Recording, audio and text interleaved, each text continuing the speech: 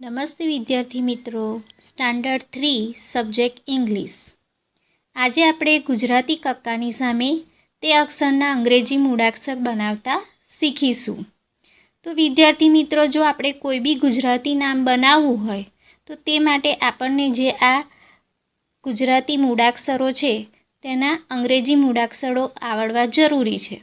જો અંગ્રેજી મૂળાક્ષર આપણને નહીં આવડે તો આપણે ગુજરાતી નામના સ્પેલિંગ બનાવતા શીખીશું નહીં. તો સૌ પ્રથમ આપણે ગુજરાતી જે મૂળાક્ષરો છે તેના અંગ્રેજી મૂળાક્ષરો શીખીશું. તો આજે આપણે વ્યંજનમાં કથી થ સુધીના જે ગુજરાતી કક્કાના મૂળાક્ષરો છે તેના અંગ્રેજી મૂળાક્ષર શીખીશું. પ્રથમ છે ક. તો ક માટે લખાય કે એ. હવે આપણને થશે કે કનો કે, તો પાછળ એ કેમ લખ્યું છે? તો જ્યારે આપણે ક બોલીએ છીએ તો કની જોડે અ ઉચ્ચાર બોલાય છે, ક. એટલે ક વત્તા અ.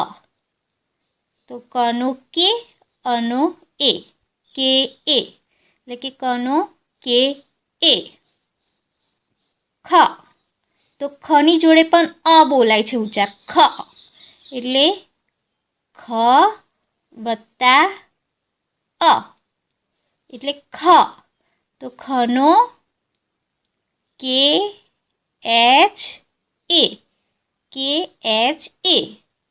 ખનો કે એચ એ, ખનો કે એચ એ. હવે ગ. તો ઘની જોડે પણ અ ઉચ્ચાર બોલાય છે, ગ. એટલે ઘ વત્તા અ એટલે ઘ. તો ઘનો જી અને અનો એ, જી એ. ઘનો જી એ, ઘનો જી એ. હવે ઘ ઘરનો ઘ. તો ઘ ઘરનો ઘ બોલીએ છીએ તેની જોડે પણ અ બોલાય છે, એટલે કે ઘ વત્તા અ એટલે ઘ. તો ઘ ઘરનો હોય ત્યારે જી એચ અને બાજુમાં લખવાનો એ, જી એચ એ. ઘ ઘરનો ઘ, જી એચ એ. ચ. તો ચ વત્તા અ એટલે બની જશે ચ. તો ચનો સી એચ અનો એ, ચનો સી એચ એ, ચનો સી એચ એ. છ. તો છની જોડે પણ અ બોલાય છે, એટલે છ વત્તા અ એટલે છ. તો છનો સી ડબલ એચ અને અનો એ, સી ડબલ એચ એ. તો છનો શું થાય? સી ડબલ એચ એ. જ. જગનો જ. તો જની જોડે પણ અ બોલાય છે, એટલે જ વત્તા અ એટલે જ. તો જનો જે, અનો એ, જે એ. જનો જે એ. હવે જ ઝાડનો જ. તો તેની જોડે પણ અ બોલાય છે, જ. એટલે જે, જનો જે એચ અને અનો એ. જે એચ એ પણ લખાય અથવા તો ઝેડ એ પણ લખાય. બંનેમાંથી જે લખીએ ચાલે. ટનો ટ.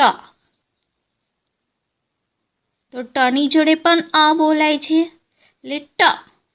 તો ટનો ટી, અનો એ, ટી એ. ટનો ટી એ. હવે ઢ. તો ઢની જોડે પણ ઠની જોડે પણ અ બોલાય છે, એટલે ઠનો ટી એચ અનો એ, ટી એચ એ. ઠનો THA ડ, તો ડ વત્તા અ એટલે ડ, તો ડનો ડી, અનો એ, ડી એ, ડનો ડી એ. હવે આવ્યો ઢ, તો ઢની જોડે પણ અ બોલાય છે ઢ, એટલે ઢ વત્તા અ, તો ઢનો ડી એચ, અનો એ, ઢનો ડી એચ એ. અણ, તો અણની જોડે પણ અ બોલાય છે, એટલે અણ વત્તા અ એટલે અણ, તો અણનો એન એ, અણનો એન એ. ત, તો તની જોડે પણ અ બોલાય છે, એટલે ત વત્તા અ એટલે ત, તો તનો ટી, અનો એ, ટી એ, તનો ટી એ. થ, તો થ વત્તા અ એટલે થ, અને થનો ટી એચ એ, થનો ટી એચ એ. તો વિદ્યાર્થી મિત્રો, આપણે આજે જે આ ગુજરાતી મૂળાક્ષરો છે તેના આપણે આ અંગ્રેજી મૂળાક્ષરો શીખ્યા. તો અહીંયા દ છે, તો દની જોડે શું બોલાય છે અ, દ, એટલે દ વત્તા અ બરાબર દનો ડી, અનો એ, દનો ડી એ, ડનો ડી એ. ધ, ધજાનો ધ, તો ધની જોડે પણ અ બોલાય છે, એટલે ધ વત્તા અ, તો ધનો ડી એચ, અનો એ, ડી એચ એ, ધનો ડી એચ એ. ન, નની જોડે પણ અ ઉચ્ચારણ થાય છે, તો ન વત્તા અ એટલે ન, તો નનો એન, અનો એ, એન એ, નનો એન એ. પ, તો પ વત્તા અ એટલે પ, તો પનો પી, અનો એ, પી એ, પનો પી એ. ફ, તો ફની જોડે પણ અ બોલાય છે, ફ વત્તા અ એટલે ફ, તો ફનો પી એચ એ, અથવા તો તમે એફ એ પણ લખી શકો, તો ફનો પી એચ એ અથવા તો એફ એ. બ, તો બની જોડે પણ અ બોલાય છે, એટલે બ વત્તા અ એટલે બ, તો બનો બી, અનો એ, બી એ, બનો બી એ. ભ, તો ભની જોડે અ બોલાય છે, એટલે ભ વત્તા અ, ભ, તો ભનો બી એચ, અનો એ, બી એચ એ, ભનો બી એચ એ. મ, તો મ વત્તા અ એટલે મ, તો મનો એમ, અનો એ, મનો એમ એ. ય, યની જોડે પણ અ ઉચ્ચારણ થાય છે, ય વત્તા અ એટલે ય, તો યનો વાય, અનો એ, વાય એ, યનો વાય એ.